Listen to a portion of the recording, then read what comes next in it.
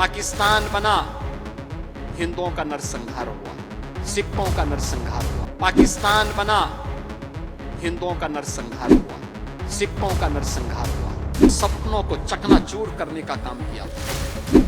अब कोई आप पे अत्याचार नहीं कर सकता। अब कोई तुष्टीकरण के नाम पर आपको बहका नहीं सकता है। और अब कोई आपके मोहल्ले का नाम गुलामी के प्रतीकों के आधार पर भी नहीं रख सकता है। पाकिस्तान बना, हिंदुओं का नरसंहार हुआ, सिखों का नरसंहार हुआ। बांग्लादेश बना, फिर हिंदुओं का नरसंहार हुआ। आज जब यहां पर हम लोग आए हैं और सचमुच में देख रहा था यहां पर इन परिवारों को उनका हक मिला है। आज ये सभी बांग्ला भाषी परिवार पूरे आत्म गौरव के साथ, सम्मान के साथ न केवल अपने वर्तमान को बल्कि भविष्य को भी उस सुनहरे सपने को आगे बढ़ने का पूरे अभिमान के साथ आगे बढ़ सकते हैं। उस समय आपने देखा होगा 1947 हो या 1971, किस प्रकार की मजहबी कट्टरता ने हिंदुओं और सिखों के सपनों को चकनाचूर करने का काम किया था, किस रूप में किया था। लेकिन अब कोई आप पे अत्याचार नहीं कर सकता, ये हम तो गारंटी दे सकते हैं। अब कोई तुष्टीकरण के नाम पर आपको बहका नहीं सकता है। और अब कोई आपके मोहल्ले का नाम गुलामी के प्रतीकों के आधार पर भी नहीं रख सकता है। अब नहीं रख सकता है। अब आपकी पहचान को कोई समाप्त नहीं कर सकता है। हम लोगों ने विभाजन एक था, लेकिन न्याय दो तरह का। बहनों और भाइयों, वो दो तरह का न्याय था। आपको सही मायने में न्याय नहीं दे पा रहे थे। क्या हुआ? पाकिस्तान बना, हिंदुओं का नरसंहार हुआ, सिखों का नरसंहार हुआ। बांग्लादेश बना, फिर हिंदुओं का नरसंहार हुआ। लगातार आप देख रहे हैं, न कांग्रेस बोलती है, न समाजवादी पार्टी बोलती है, न टीएमसी बोलती है। इन सब के मुंह सिले हुए हैं, क्योंकि मरने वाला हिंदू, सिख, बौद्ध और जैनी है।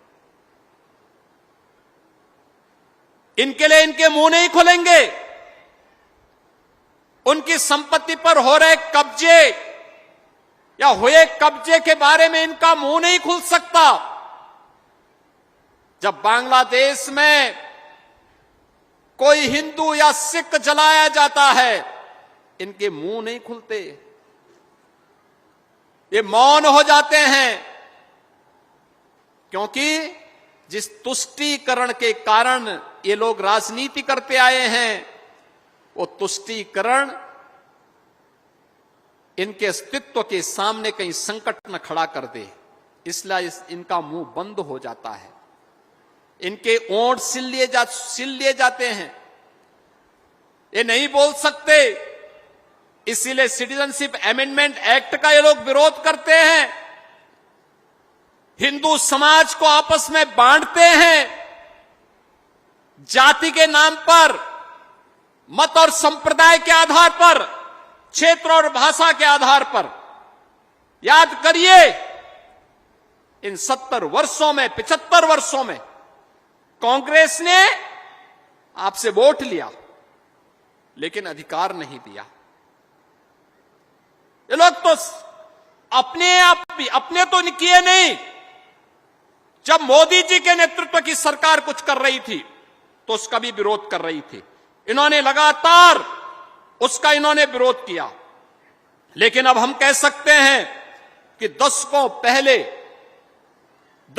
पहले जो चुप्पी थी, डबल इंजन की सरकार के सामने वो चुप्पी टूटी है। सीए का कानून बना है।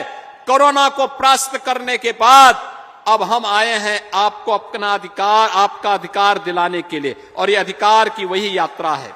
बहनों और भाइयों, यहां पर लखीमपुर खीरी, गोला, धौरारा और मोहम्मदी में बसे हुए इन सभी परिवारों को, यानी जो लगभग 1031 परिवार हैं, इन परिवारों को 542 हेक्टेयर भूमि का मालिक बनाने के लिए आज हम सब यहां पर आए हैं। और इसी प्रकार से पीलीभीत, लखीमपुर खीरी, रामपुर, बिजनौर, ये 4 जनपद हैं। इन 4 जनपदों में संख्या बताऊं कितने बांग्लादेशी हैं, कितने बांग्लादेश से आए हुए विस्थापित हिंदू हैं और सिख हैं। इनकी संख्या है लगभग 65,000। और इन सबको हमारी सरकार ने तय किया है कि इनको मालिकाना अधिकार हम देंगे, इन सभी हिंदू, सिख, बौद्ध और जैनियों को।